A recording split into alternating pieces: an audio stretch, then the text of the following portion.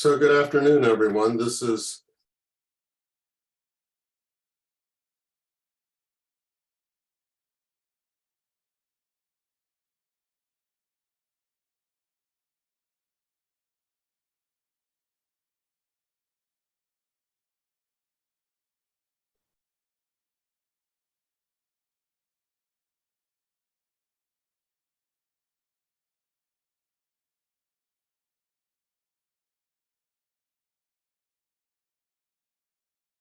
I think Dr. Myers might have been dropped from the meeting, where I'm going to wait for him to rejoin the waiting area.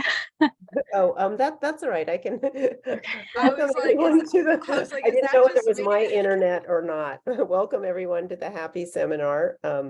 If I see we've got actually a few new people joining us. So just wanted to say that the Health and the Public Interest Act, the Health and the Public Interest Master's Program is a unique program in the US. We're training students in a multidisciplinary format to become health advocates and to help improve our current healthcare system. So unlike an MPH, we're not trying to sort of apply the current system. We're really trying to improve what we have. So the Happy Seminars are moderated by Happy students. At the end of the seminar, Happy students will ask questions first, and after that, we'll open it up to non-seminar students. I'm sorry, there are seminar students who are not Happy students, although we assume they're happy. Let's see. So we've got Sarah Hoover today, who will be introducing our speaker. And Sarah, I'm going to hand it over to you. Yes. So in my background research, I do want to say the one thing that I could not Google was the correct pronunciation. I want to make sure. Dr. Chentsova-Dutton? Dutton? Okay.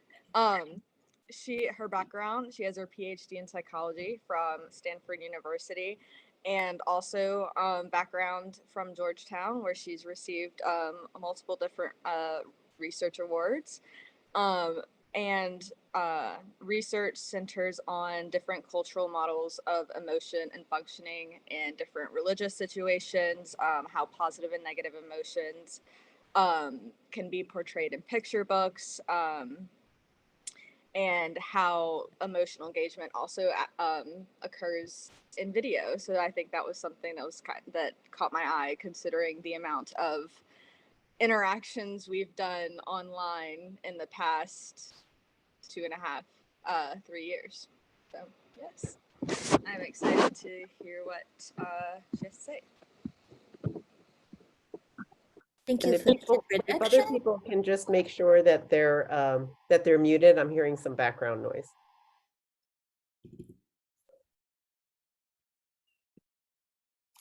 Good to go. Thank you so much for this introduction. What a pleasure to come back to Happy after having the privilege of teaching several cohorts of students in their first Happy class together with my colleagues. And I'm going to try to blend together the different hats I wear. I describe myself as a researcher studying emotions, but also culture, also cultural clinical psychology, and you'll see some threads from each of those in the talk today. So I teach a class in cultural psychology. And as part of this class and also in my research, I ask questions such as how does culture shape emotions, and always with an eye for emotional distress. As part of my class, I give students this assignment where students from my class and also from my colleagues' classes have to document their day in something like 30 to 40 pictures with captions. Here are examples of my colleague students up in Canada describing different moments of their day. This is a Canadian student in Montreal. She studied for class, and then she also went to a talk. One element that kept repeating over and over again in the moments captured by my own students was a description of my students feeling dejected and exhausted. At some point during the day, they would show a picture of themselves or a friend lying prostrate on the desk with books and computer, with a description something like, this is when my lack of sleep is catching up on me. I feel like I just can't do it. I don't have any energy. These descriptions were then evaluated as part of this assignment by other students in classrooms around the world, in Canada, but also in Russia, in China, and Japan. When North American students from the US and Canada looked at these particular descriptions, they found them to be both familiar, they could relate to them, and also somewhat admirable. They seem to signal that the student has been a very good worker.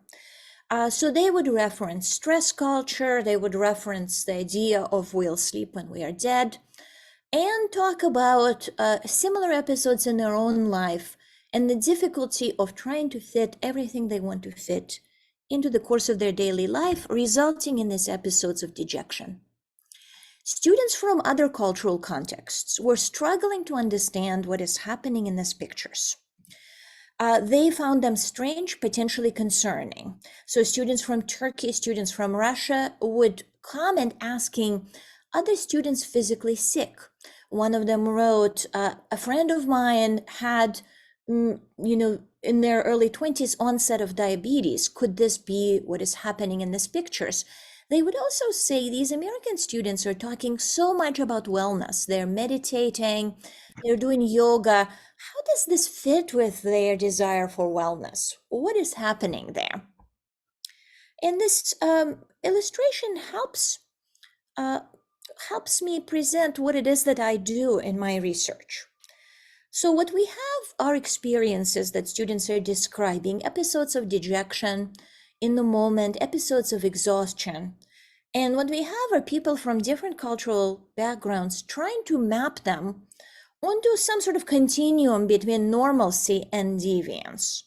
So some of the observers are saying that what you're seeing are things that are normal and that may be desirable or less desirable. So for example, Georgetown students echoed a quote from the Sleep When You're Dead video that was circulating on our campus a couple of years ago. If you're not busy, you might be doing something wrong.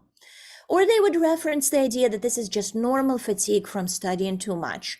But others would say maybe it's emotional exhaustion, or maybe it's just for show.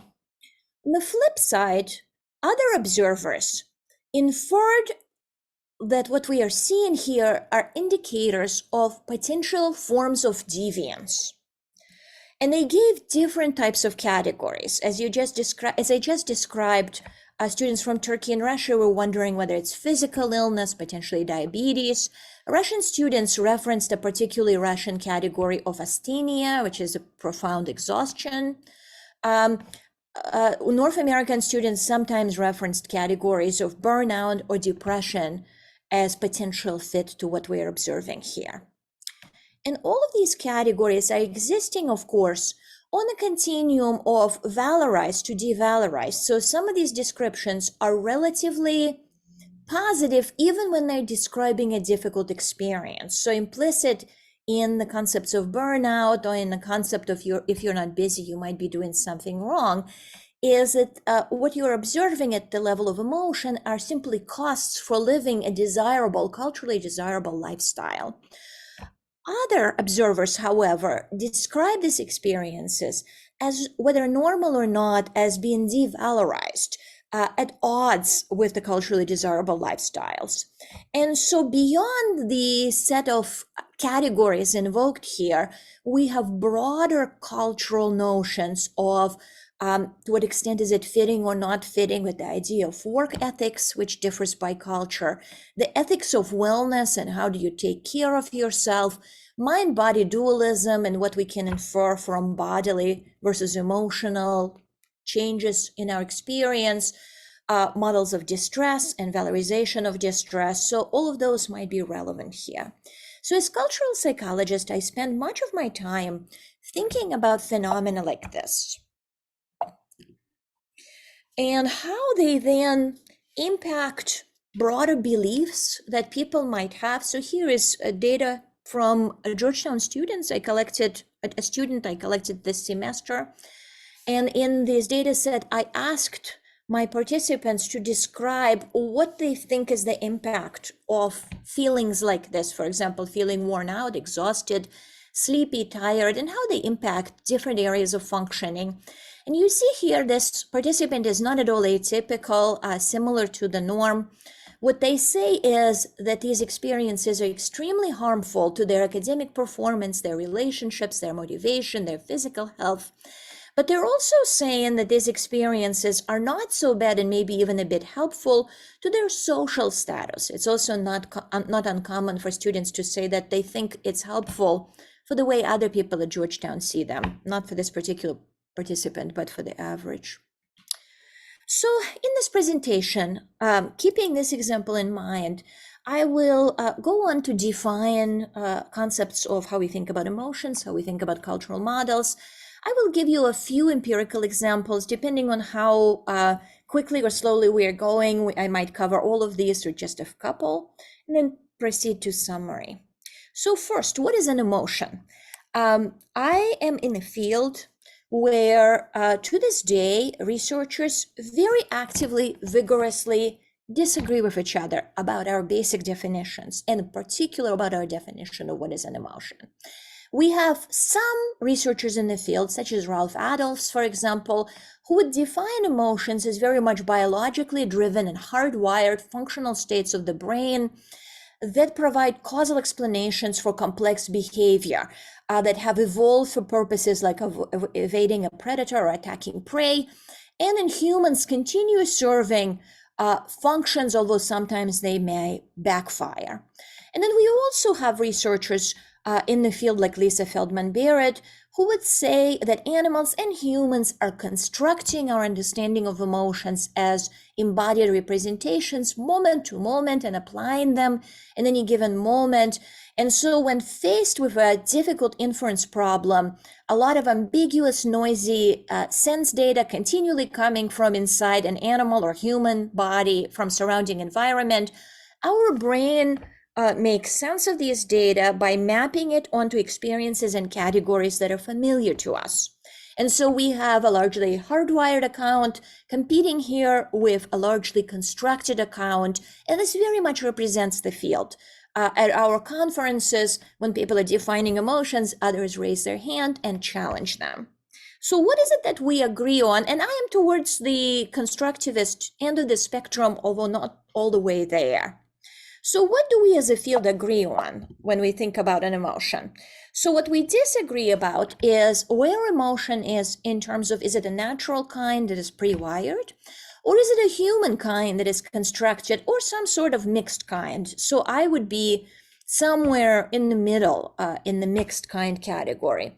What we do agree on are that emotions are events that are elicited by some sort of changes that are construed to be personally significant to us, that are relevant to our goals. They are short-lived, rapidly wilting flowers. They don't last long. They habituate to the environment. So they're not responses to threats and rewards per se, but to changes in the landscape of threats and rewards. When they occur, they take precedence, both perceptually and motivationally, over everything else that is going on. They have primacy. They are always multi-componential, involving subjective experience, physiological changes, behavioral changes, appraisal changes that are jointly unfolding over this short period of time while an emotion is active. We all agree that emotions serve valuable functions, without a doubt.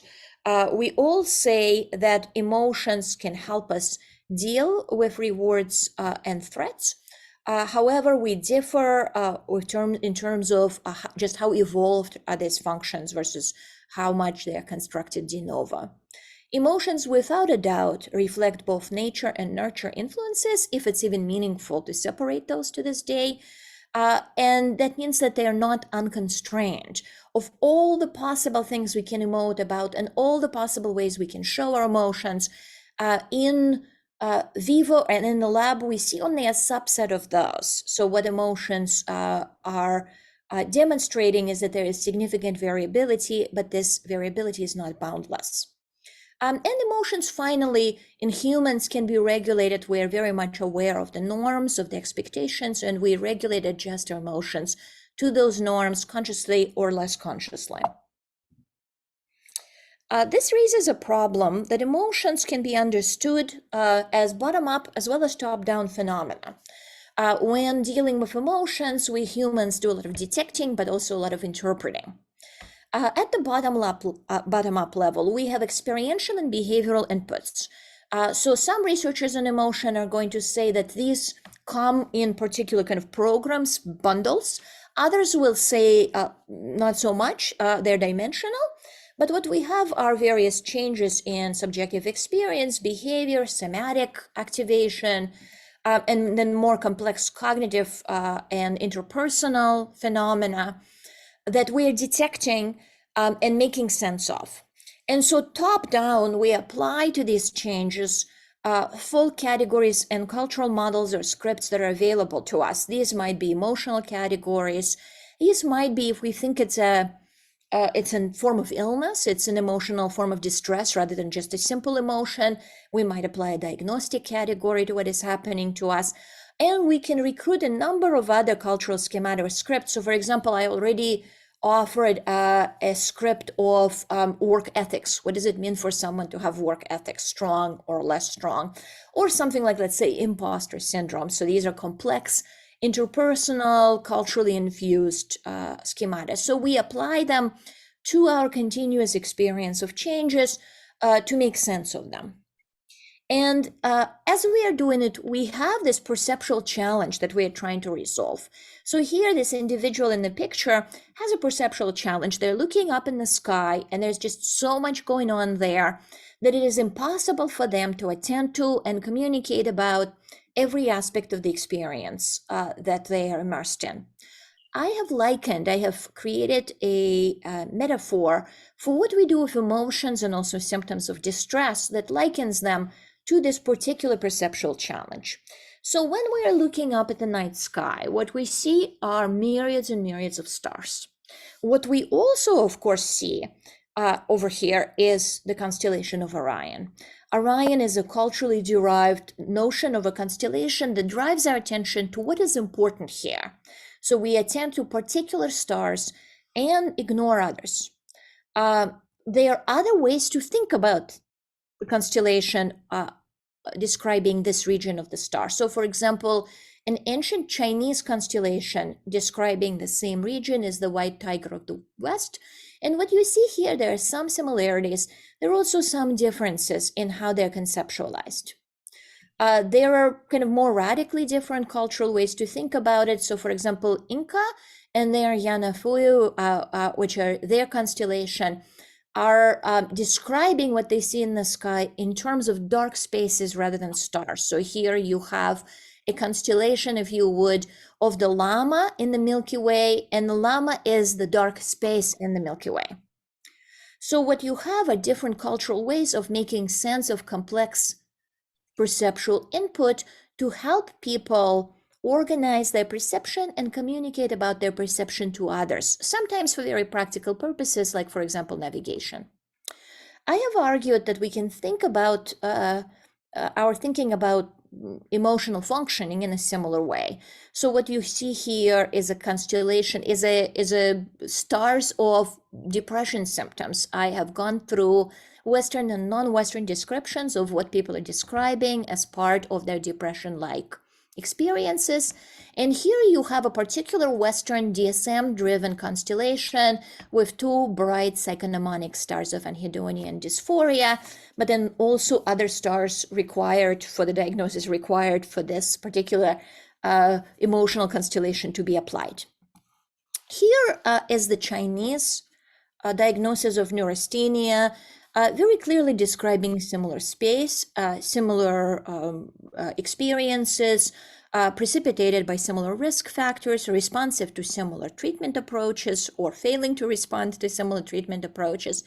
And what you see here are that the constellation is partly taking in some of the same symptoms and partly incorporating others. So for example, a symptom of thinking too much is incorporated in the Chinese neurasthenia diagnosis, not in the DSM diagnosis. And this thinking too much is actually very, very culturally common when you're looking at depression-like experiences across cultures. It shows up again and again and again. So what you see here is the bright stars that are required for the diagnosis are also different. Instead of anhedonia and depressed mood, we have fatigue and loss of energy and sleep disturbance. And the Chinese also describe this as a script, as a dynamic script with very particular theories of how do you move from sleep disturbance to fatigue, to thinking too much, and back to sleep disturbance. So the metaphor serves me well and has some limitations, of course, but here's what I'm hoping my listeners take away from it. When we are looking at perception of complex inputs, perception is going to be jointly driven by some bottom-up factors, perceptual features. In case of a night sky, this is going to be sort of which of the stars appear bright, what is their luminosity to us on Earth. In terms of diagnostic categories, there are also some perceptual features. There's no doubt that when you are comparing depression around the world, you see some symptoms that show up again and again and again. So for example, exhaustion and thinking too much are very commonly included in the diagnostic kind of characteristics of depression-like phenomena. Other symptoms show up in one culture and not another. So we might hypothesize that some characteristics are just across cultures, just more perceptually salient. They grab attention. There are also some top-down factors. These are our representations. So when we are talking about the stars, these are constellations. When we are talking about emotions, these are our categories, such as major depression, such as what it means to feel angry. And then we are also interested in interactions between the two. Here is where my metaphor reaches the limits of its usefulness. Whether or not we know a particular constellation is unlikely to make some stars burn brighter or less so. So it might drive our attention and whether or not we're going to notice particular stars, but it's unlikely to have kind of feedback to the stars themselves. When, however, we are talking about psychological phenomena, in many cases, categories, by driving attention, by creating expectations, by producing looping effects, are going to influence the phenomena themselves. So if you are living in a context where Chinese neurasthenia script is relevant, and if you are worried that this is what you might have, you're very much paying attention to how you're sleeping and what your energy level is, as both of them are important diagnostically, important for whether or not you fit that category. And attention to those processes may have implications for how you're going to sleep and how you're going to feel. So in emotion research, we have rich traditions of researchers trying to study emotional phenomena, top-down and bottom-up. Top-down approaches typically have occurred earlier. Some of the earliest attempts to study emotions cross-culturally are all top-down. So here, for example, a very classic Paul Ekman study on emotional categorization. And Paul Ekman has created pictures of emotions that look like this, all without background, all focusing on face only. And he presented participants in the United States, other Western cultures, and then a range of non-Western cultural contexts with these pictures and with a set of labels describing emotional categories that are salient in English, and ask them, can you correctly identify them? It turns out people can. So here is one study from Paul Ekman. Participants were in the United States, Brazil, Chile, Argentina, Japan. And here is how many of them put these faces into quote unquote correct categories of happiness, disgust, surprise, sadness, anger, and fear. And in absolutely every case, they do it at a frequency that is higher than what might be expected by chance. You see that levels of accuracy differ. So for example, by emotion, fear is harder to identify, but also by country. So for example, the rates in Japan are a bit higher, a bit lower than the rates in the United States. But overall, you see this ability to identify. Based on these data, Paul Ekman have hypothesized that what we have here are these hardwired emotional programs that he has called basic emotions.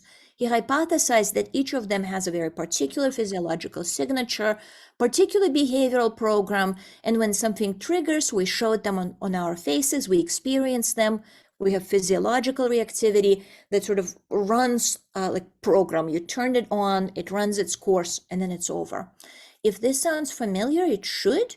The cartoon Inside Out was created with collaboration and under scientific advisory of Paul Ekman and his students, and very much reflects this model. So you might remember that a girl has this kind of character-like programs in her brain that turn on and off throughout the cartoon. Paul Ekman attempted to be a good cultural researcher. He has gone to places with limited exposure to Western culture, for example, Papua New Guinea, asked them to produce faces that match stories for emotions and also to sort emotional faces, and was able to show that even in places like this, you have people sorting emotional facial expressions into predictable categories that interestingly match kind of common top English constructs, words for emotion. There are some researchers who have failed to show this pattern. So for example, a recent study by Maria Gendron and colleagues has done exactly the same. So here are the faces. You see that these are Black faces. They asked American students to rate them according to how much they adhere to particular emotional labels. And you see here on the diagonal for Americans, you're able to see my cursor, right? I hope so. Yeah, thank you. So you see on the diagonal, all of these show that majority of participants are placing these faces into correct label category. Here are Hadza, a group of hunter-gatherers from Tanzania, rural environment, very, very limited exposure to Western culture. You see here that Hadza do pretty well with anger and maybe not so bad with happiness. And then for the rest of them, they don't do particularly well. They don't put things into the correct label category. So here, for example, is the disgusted face. Literally zero Hadza think that this matches the label for disgust. They do have a label for disgust. They understand what it means. They're just not mapping them onto the emotional labels. What they are doing, so here you have 37% of Hadza doing it for disgust, 63% of Hadza doing it for sadness, is that they're putting them into action categories. They're describing the behavior itself. So for disgust, they're saying, what I call this is a wrinkled nose movement. What I call this is a puffy mouth movement. So they are not inferring mentalistic states. They're just simply describing that these are behaviors. What the researchers concluded is that in this cultural context, instead of mapping emotional inputs onto these familiar labels, participants are not mentalizing. Americans are mentalizing, they're mapping pictures onto mentalistic labels. Hadza instead are mapping them onto descriptions of behavior. This is what is culturally reinforced. This is what is culturally salient. Encouraged by data like this, my other colleagues have attempted to study emotion bottom up. So what you have for bottom up is instead of starting with these cultural constructs, what you start with is input, perceptual input. So in this study, Rachel Jack has created video snippets of a computer-generated model, here's the face, that produces literally every possible facial movement that exists and every possible combination of these facial movements. So here is how it looks. Participants see a little video. So here, for example, the side of the mouth is moving. You can kind of see a subtle movement. And then participant is sitting there observing this video, and they're asked, is this an emotion, yes or no? If they say yes, they'd say, what kind of an emotion? So here, for example, is a list. And how intensely do you think it's expressed? So you are looking at how people are mapping the labels onto bottom-up experiences. And what Rachel Jack finds in cross-cultural comparison of Scottish participants and Chinese participants is that across these two groups, at least, participants are showing some similarity. So here are the 4 patterns. One of them looks roughly like happiness, another roughly like a bunch of negative emotions, anxiety, fear, but also sadness. Another one like surprise, and another one like disgust, that they agree on. So both Chinese and Scottish participants are mapping emotions onto the same facial movements. And you also see quite a bit of cultural differences. So here is the happy face. And here are the various Western accents that are mapped onto particular emotions of joy, cheer, delight, pride, happiness, but also contempt that looks perceptually similar. And here are the East Asian accents with their corresponding Chinese names that are in this family. So what Jack is showing is that unlike Ekman, she's finding a much smaller set of emotions that appear to be culturally similar. And for each of them, a really rich family of culturally elaborated variants. So whether you are doing your research bottom up or top down matters, and you often get different patterns of results with some similarities. So for example, both Ekman and Rachel Jack would agree based on top down or bottom up data that happiness appears to be expressed cross cultures, but also with significant differences. So for example, Ekman thinks that there is a culturally universal sadness face, and bottom-up data just doesn't support its existence. And also Ekman says sort of the prototype is what we should attend to. Rachel Jack with these data suggests that bottom-up data shows that there is some kind of evidence of a prototype, but also very significant cultural elaboration. And of course, I, as a cultural psychologist, am interested in these processes and how they apply to emotional functioning. And I am interested in particular in what is floating in our cultural environment that helps us with categorization. What is it that we apply to our perceptual input? And here I use the definition of cultural models. Cultural models are presupposed, taken for granted models in a culture. They're widely shared, although not necessarily to exclusion of other alternative models. And indeed, we typically find alternatives, and I'm going to hopefully show you some data on alternatives in my talk, by members of a society that play a role enormous, I don't know how enormous, significant, I would say, in their understanding of what the world and behavior in the world is. These models play important functions. They are useful for monitoring, detection, interpretation. So remember my metaphor of constellations. Knowing what a constellation is, knowing what Orion is, helps you organize your perception of the night sky, helps you look for particular stars. If you know the legend of Orion and the fact that he died because of the Scorpio that was sent to him by the gods, and Scorpio, as a reward for killing this ecologically threatening warrior, was also sent up to the sky as a constellation, you might start looking, where is the Scorpio? Where are the familiar stars of that constellation that is always nearby? So it can force your attention to certain experiences over others.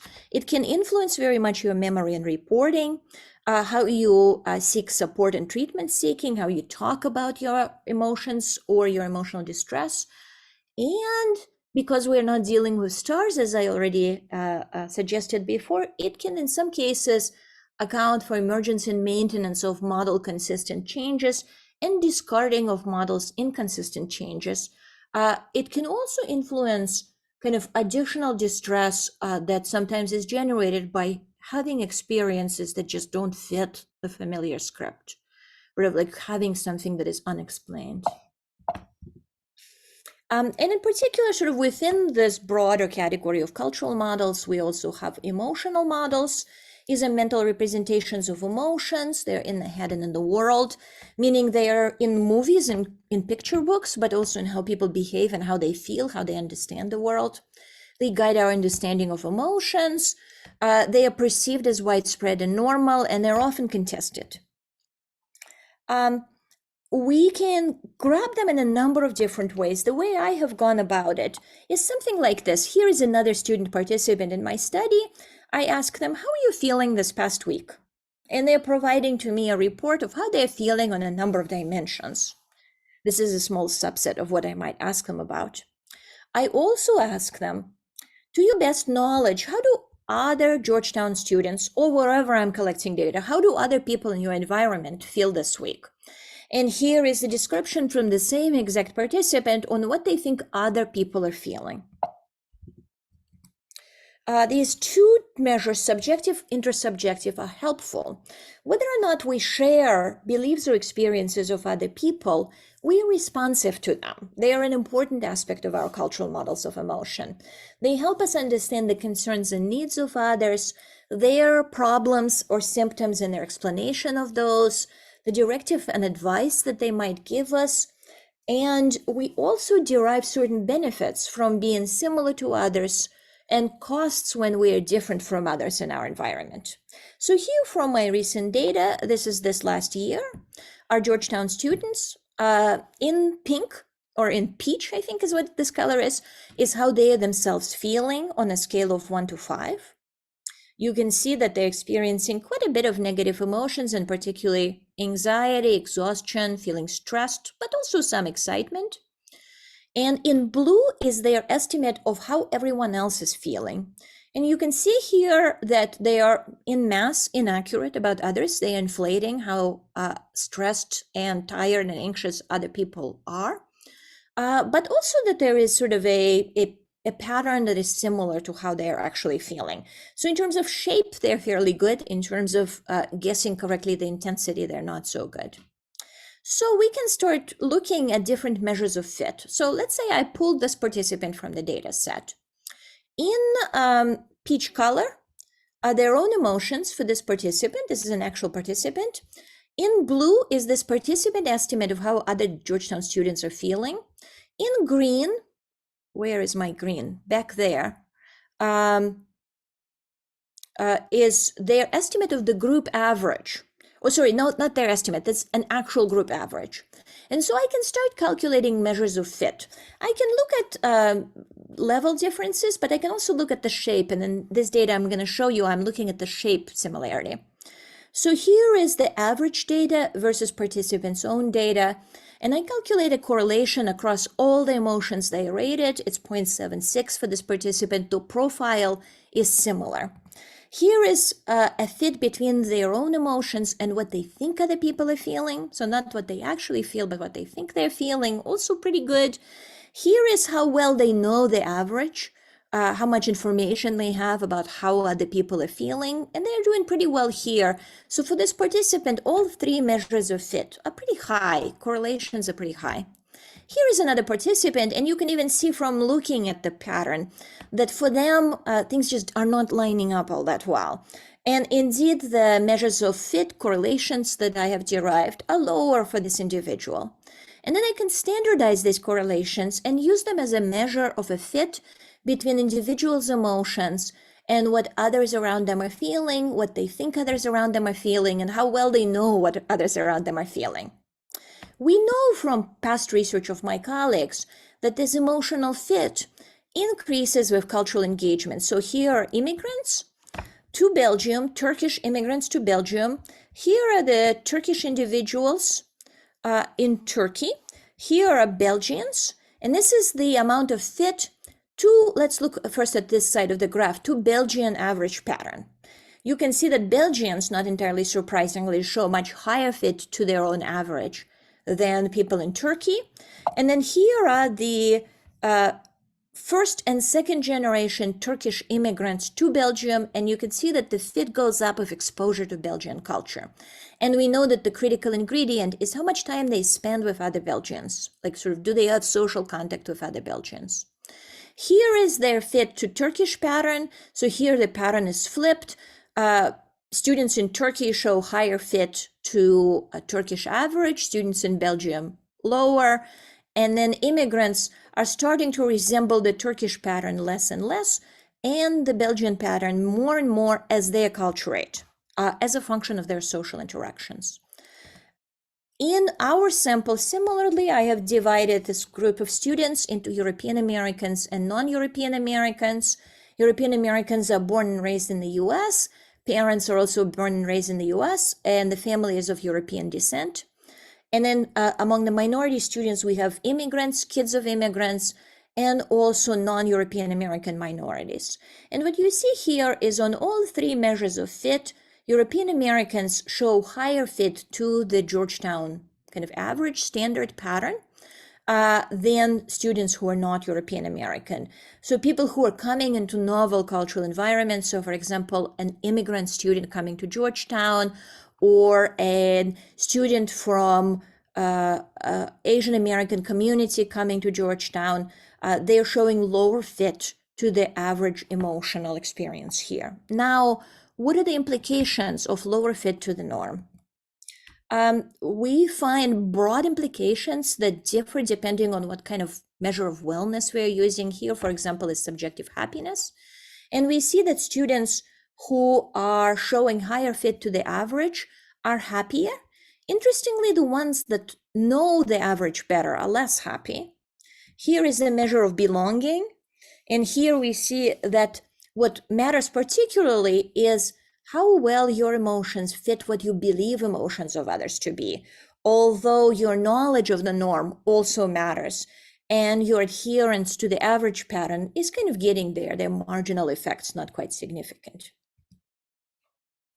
So what we have shown is our engagement with cultural models depends on how much time we spend in a cultural environment, how much time we spend with people in that cultural environment. That changes our emotions over time. And achieving emotional fit with our surrounding is associated with wellness.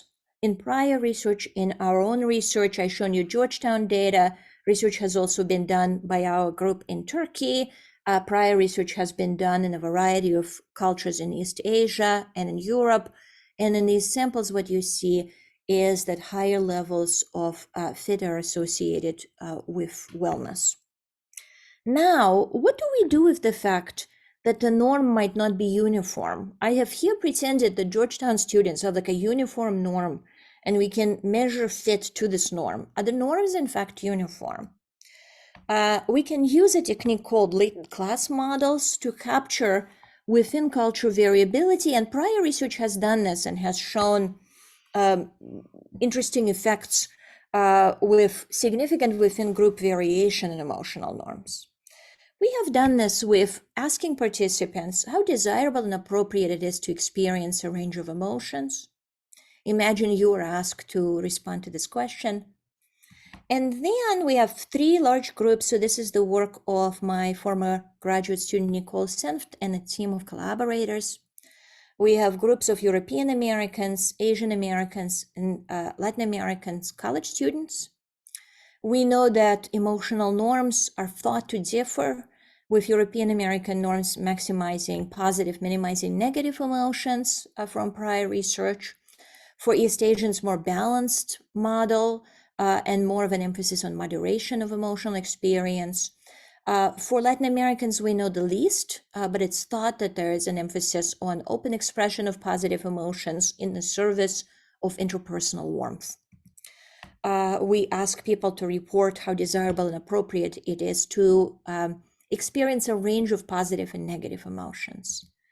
Latin class regression models were applied by collaborators, comparing fit for a range of solutions, and then examining predictors of how likely somebody is to be in a particular class of norms by endorsement. This is going to look scary and messy. What we see here are negative emotions: disgust, sadness, embarrassment. Here are a range of positive emotions: love, affection, pride. What you see here are 4 norms that emerge. I'm showing you data for emotional desirability. A similar model emerges for appropriateness. And you see here that much of the movement is really in terms of what is happening to negative emotions. How desirable do people believe negative emotions are? You see here that positive emotions are generally believed to be desirable, whether extremely or highly. This is what we called the 4 classes that emerged: hedonically polarized, positive emotions, very desirable; negative, very undesirable; hyperpolarized, and even more extreme version of this over here; positive focus, positive emotions, desirable; negative, less extremely undesirable. And then a moderate, you see here that they're all closer to the center, a more moderate model. They're both kind of moderately desirable to undesirable. And then we can do interesting things to examine, okay, how likely are people from different groups to be represented? So here are our 4 models represented across Asian, European American, and Latino participants. And what we see here is desirability that I have just shown you. Here is appropriateness and its own 4 classes. What we see here, and I think just by glancing at it, you'll be able to get this, is people from different groups have different likelihood of ending up in the 4 classes. But what we also see, so for example, for Latino heritage, this particular class, which is hedonic polarization, is particularly likely to be represented. Or here, people of Asian background are more likely to show a more moderate model of emotional desirability. But what we can also say is in each and every group, all 4 models are there. For European Americans, maybe this one is too low, at least 3. That means that if you are an Asian American, you have 4 different cultural models that you can adhere or not adhere to, that people in your environment might endorse. And the same goes for others. And what we also see here, this is mainstream cultural orientation to American culture. As our participants become more oriented to American culture, some models go down in likelihood. So for example, the likelihood of seeing emotions in a more moderate way. Positive emotions are undesirable, but only moderately so. Positive emotions are desirable, but only moderately so. Negative emotions are undesirable, but only moderately so. The more American you become, the less likely you are to subscribe to this model. And the more American you become, the more likely you are to endorse more polarized models. So what this tells us is that it's complicated, right? We have multiple models and potentially fit to these multiple models as we consider our emotional functioning. How am I doing on time? Okay, I'm about to finish, wrap it up. So why should we care about these cultural models? They help us with a variety of processes, as I described before. They help us monitor, they help us treatment seek, they help respond to violating experiences that violate our models in some ways. I'll skip this. Some experiences are less constructed by script. So here, for example, I have a poem from my childhood about nearsightedness. I'm extremely nearsighted, and I have been exposed to these relatively negative models of what it means to be nearsighted. It's unlikely to have affected my nearsightedness. It is what it is. I might feel better or worse about it, but it is what it is, regardless of how I think about it. Other experiences are more, and emotional experiences are in this class. We know that in this group of experiences, new or changed scripts of emotions or illness scripts can trigger script-consistent symptoms. Some people are going to be more vulnerable, those with higher somatic awareness, emotional arousal, neuroticism, suggestibility, tendency to catastrophize. And in those individuals, we can see a tendency more than for others to kind of fit to the expectations that culture presents top down, to interpret their bottom-up experiences as fitting those expectations. But we also see, as I've shown you with emotional fit, that over time, we all tend to shift towards culturally normative emotional experiences.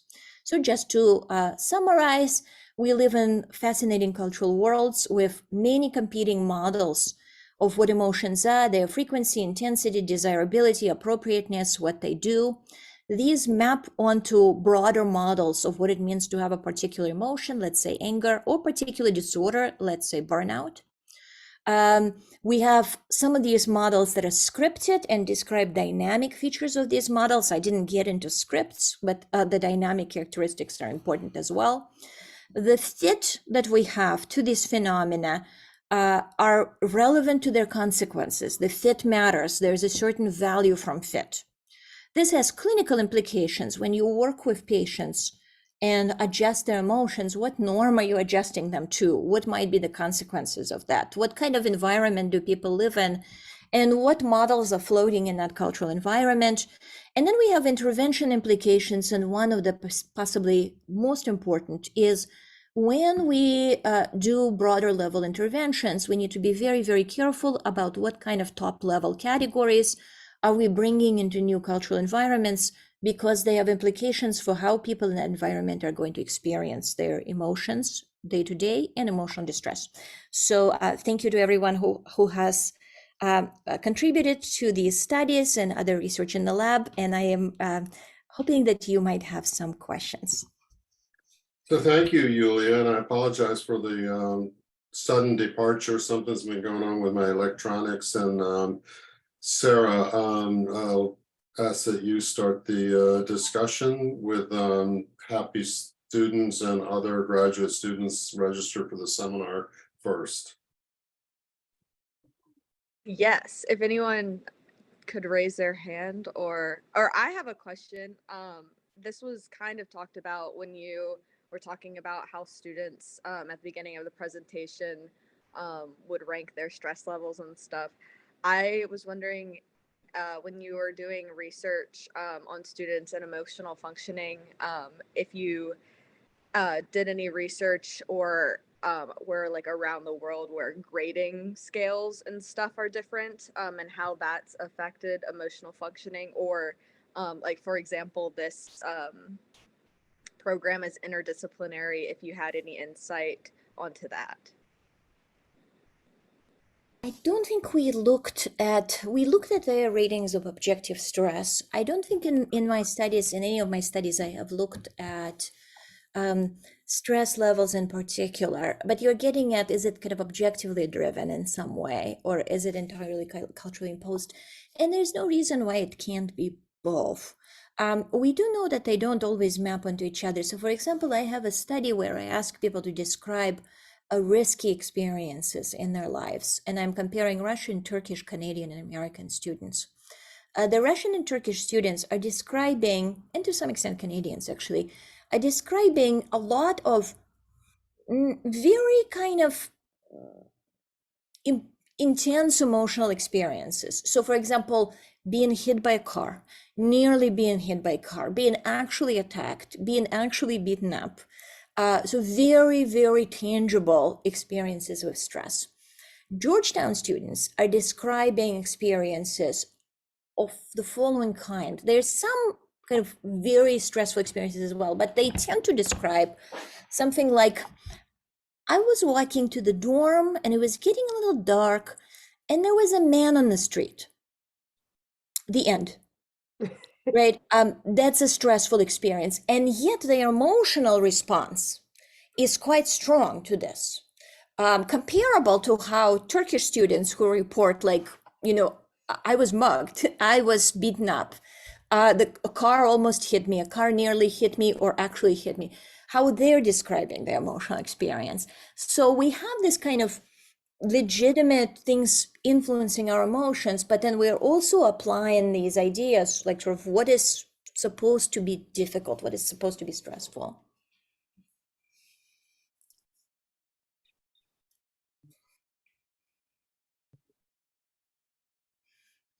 So let me interject another question while our students are getting their thoughts together. They usually take a minute to get warmed up, Yulia, but they'll come around, I'm sure.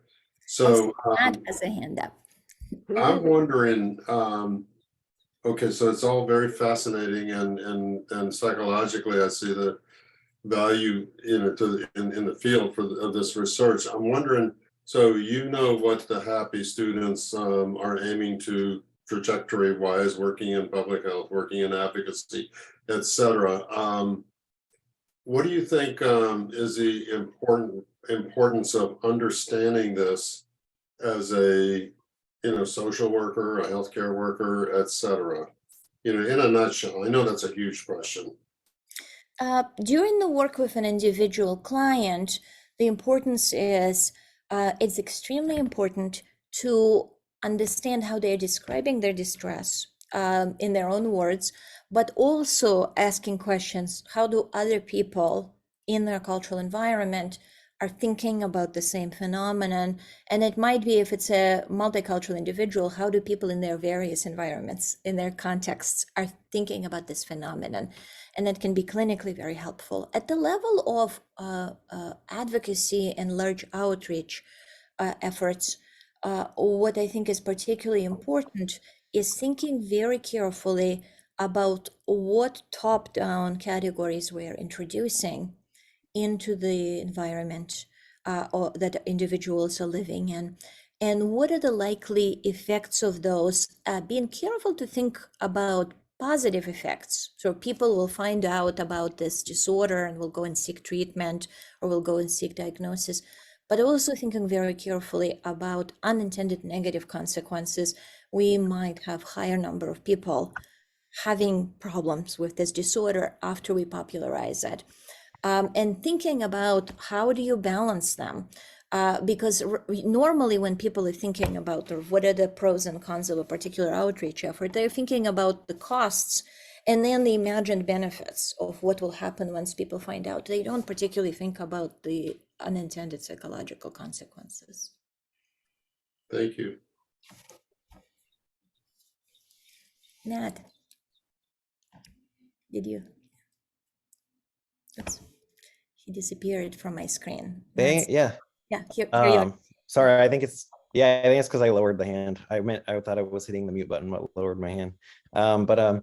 I really appreciate this. I think it's incredibly interesting, and I found it interesting that it didn't, or at least it didn't seem, and I wonder if there was any data on any people that maybe responded to seeing any kind of negative emotions as favorable. Yeah, because I think I mean, I see I know that there's so much that can be gained and learned from like our negative experiences, but yeah, it's interesting to see how like extremely polarized people are about them. Yes, and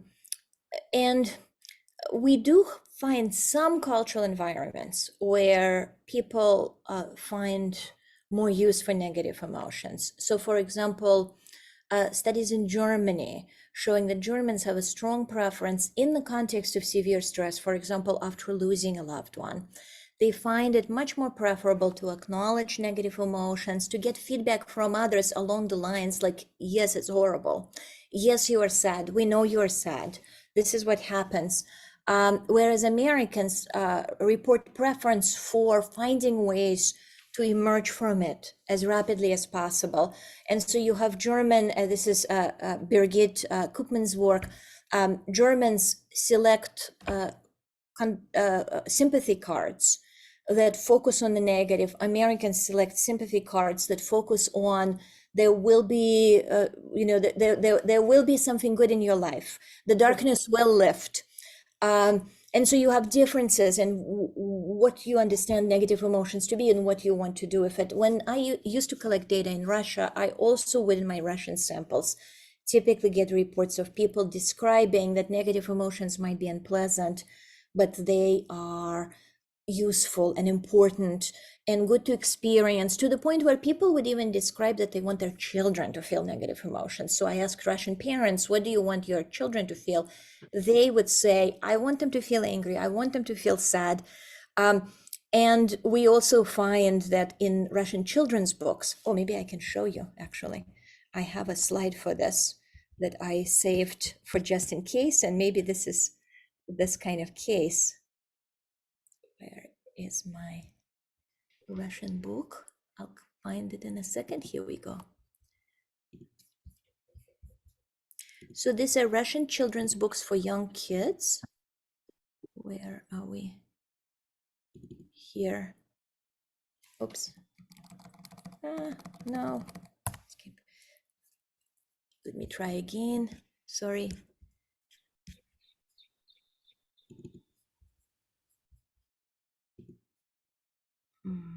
Slideshow. Oh, No, sorry, it's stuck on that slide. So what we find is in children books for toddlers, Russian children books offer this rich, incredibly complex emotional vocabulary for each negative emotion. So the slide I have is for sadness, and it lists all this expression after expression after expression that are found in books for little kids. And overall Russian children's books even the ones that are aimed for 0 to 2, so these little books for tiny, babies who are just starting to be read to, are all acknowledging and elaborating on negative emotion much more than American popular children's books. So you have context, but the data I shown you on, like, there's a bunch of models, are all collected in the United States. And so it might be influenced by kind of factors that are specific to these contexts. So even the moderate model is still like the positive emotions are better than negative emotions, without a doubt. And I think there is an interesting model that is emerging over the last few years in our own students, which is partly why I collect data from students. It's of course easy to collect data from them, but I think something culturally is interesting happening on college campuses.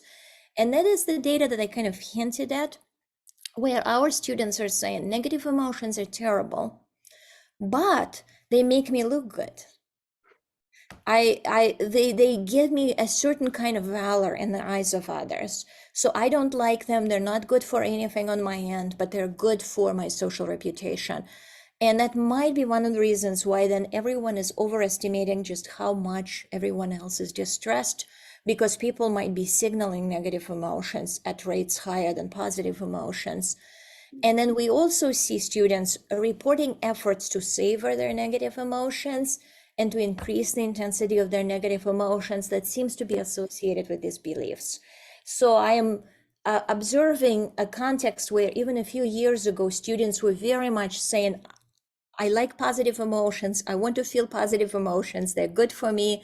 I want to reach for them, to the environment where they're saying positive, but there is this other model emerging. There's a bit of valorization happening and regulating towards this model. Thank you. I have one follow-up.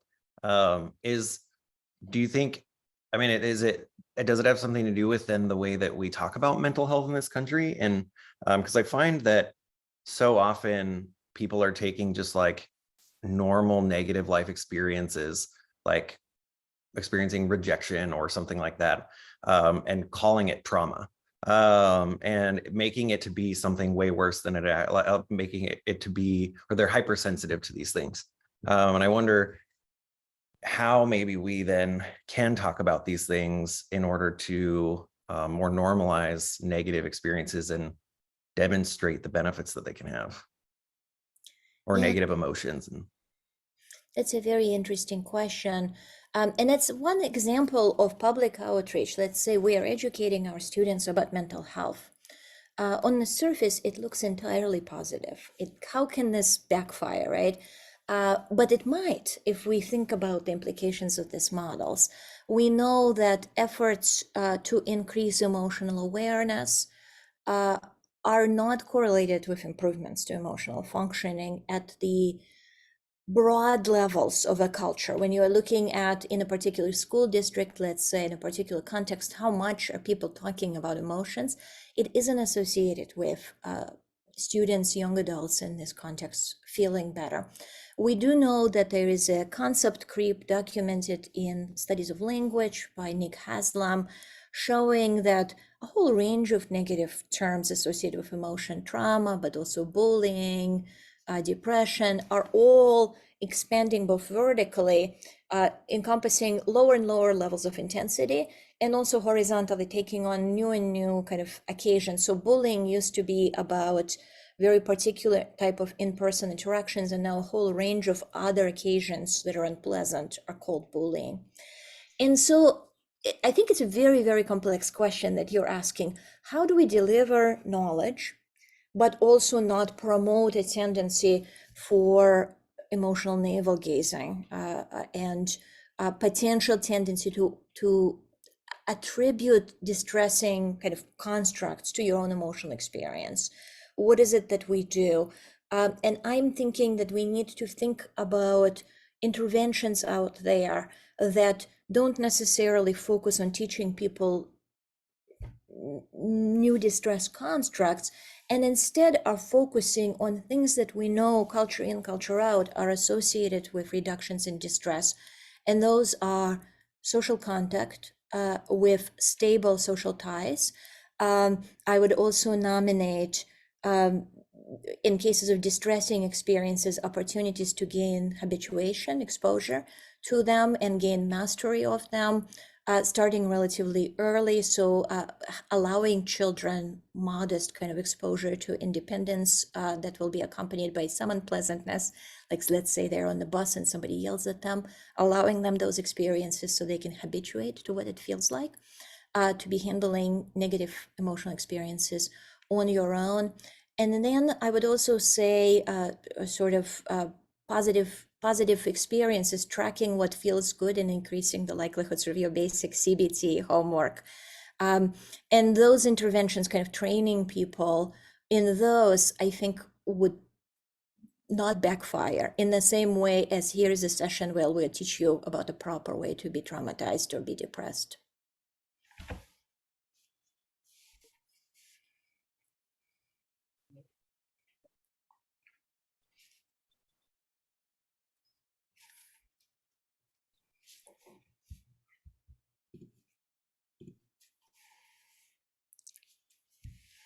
I mean, I So could probably let's- keep asking questions. Or, we'll open this up also to outside people, but I would really hope that some of our students have more to say about this.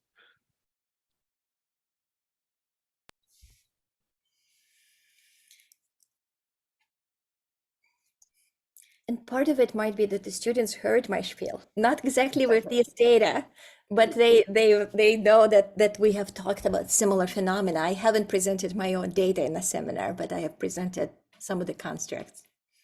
Yeah, and I just wanted to point out that not only does Dr. Chentsova direct and teach our the 3-week social sciences boot camp course that starts the Happy program, but she's also a founder and designer of the Happy program. So Absolutely. A prodigal member. So let me ask another question that I had that I was holding back. So, there's a lot going on socially, right? I mean, that's pretty obvious. People are faced with new ways that they're having to look at things, like buried racial issues, things about, our racist past, and things about gay marriage that were things that weren't like out there in the public before, and trans awareness, and dealing with new ways that we should be able to cope with, this presence that was maybe in a lot of people's minds negative in the past, and now somehow supposed to be positive, right? And I'm not expressing that view for myself, but I just wonder, what kind of role do you think that plays in sort of the disparity between, how people feel and how they think they should feel, this valorization thing that you described? Well, yeah, that introduces, yet more forms of complexity, because of course everyone in our group here or broader society out there is going to have their own relationship with these topics, ranging from, relatively distant to extremely, extremely close and painful. And that's going to impact what role they have in emotional functioning of people. So without a doubt, as stressful events happen, people experience distress. So we know, for example, if tracking culture level of depression, let's say over time, when you're looking at kind of economic recessions, at racial tensions, you see levels of distress increase. And then as situations subside, if they do subside, you see them going down.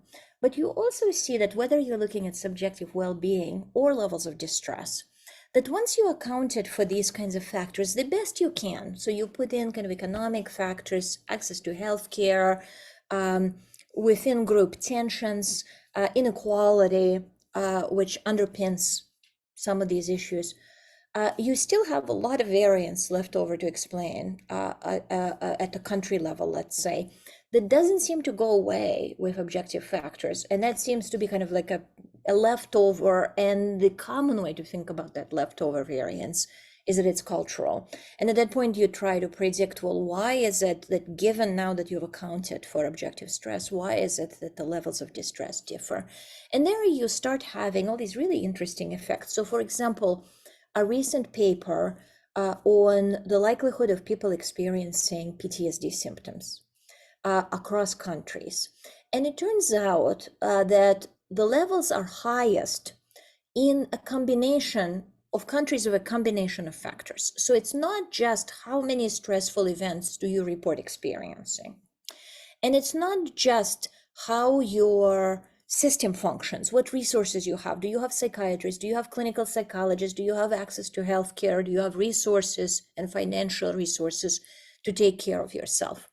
And the surprising finding there is that it takes a combination of stress is fairly high and you have high resources, or maybe not so surprising, to produce very high levels of PTSD symptoms. And these are not visits to the doctor. These are measured independently at an epidemiological level. But what you have are countries with really, really high level of seemingly traumatic experiences where PTSD is actually quite low. And then you have countries like the United States and Canada where it's quite high. And it seems to be partly sort of what it is that you encounter, like how likely are you to be in a car accident, let's say, or how likely it is that you would experience violence. And this violence might be, dependent on your various identities and doled out different levels to different people in the population.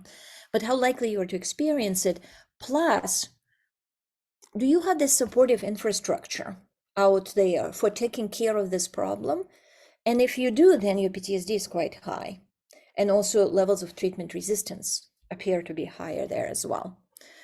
So what is it, right? There's something added by the context that is beyond just kind of difficulties that we encounter. And we get to then apply it to kind of novel stressful situations. So I have a lot of folks consulting me on Ukrainian refugees. So here you have a population that is freshly traumatized, highly traumatized for many of them. What is it that we do to cope with mental health needs in this population? And how do we direct our efforts? And these findings give me pause, sort of like, do we throw those resources, and what do we do with the knowledge that the resources seem to increase rather than decrease the likelihood of trauma? And obviously you don't want to infantilize the population and not give them the resources that are available to others, kind of at the current level of what we think should be care. But how do we lower the likelihood that we are going to arrive at higher levels of distress at the end?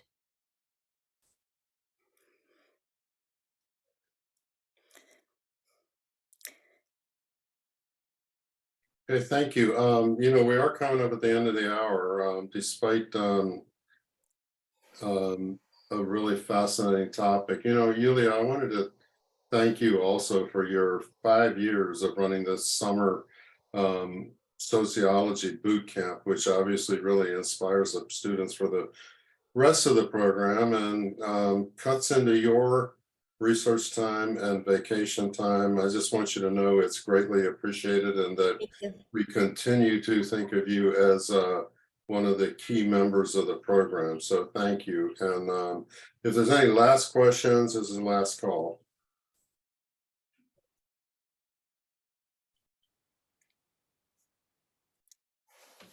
Great. Thank you for having me.